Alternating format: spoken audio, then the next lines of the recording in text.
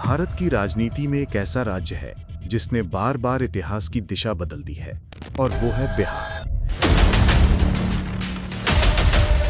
यही वो मिट्टी है जहां से कई सामाजिक आंदोलन, राजनीतिक क्रांतियां और नेतृत्व की नई धाराएं निकली हैं। आज एक बार फिर वही बिहार देश की राजनीति के केंद्र में है। साल 2024 के लोकसभा चुनाव में बिहार था सबसे बड़े रण क्षेत्रों में से एक। 40 सीटें, और कई बार इन्हीं 40 सीटों ने दिल्ली की सत्ता की दिशा तय की है।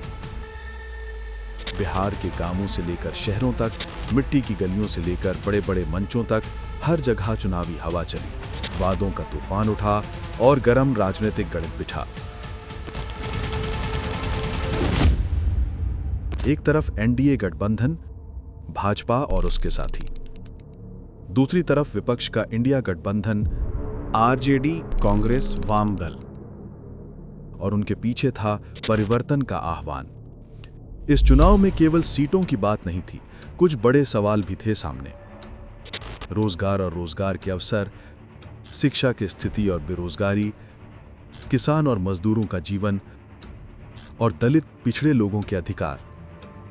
युवा पीढ़ी ने कहा कि अब केवल धर्म और जात पात के नाम पर राजनीति नहीं चलेगी, अब बात होगी पेट की राजनीति, नौकरी की राजनीति की। एक ओर नरेंद्र मोदी के नेतृत्व वाली केंद्र सरकार, दूसरी ओर लालू तेजस्वी यादव की आरजेडी और उनके साथी।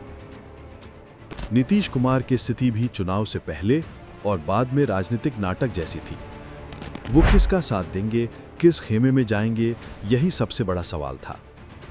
इसी नाटकीय गठबंधन और टूट के बीच बिहार की जनता ने अपना फैसला सुनाया।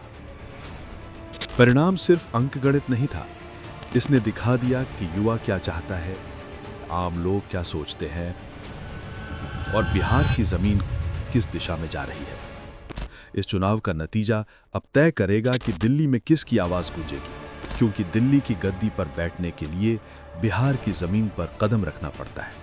बिहार ने एक बार फिर साबित किया वो सिर्फ दर्शक नहीं, खेल का रुख मोड़ देने वाला खिलाड़ी है।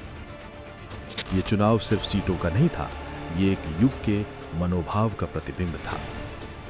युवा, किसान, महिला, पिछड़े वर्ग का वोट, यही भारत की आने वाली राजनीति की दिशा बदल सकता है। और इसीलिए कहा जाता है कि जो बिहार जीता वही दिल्ली जीता।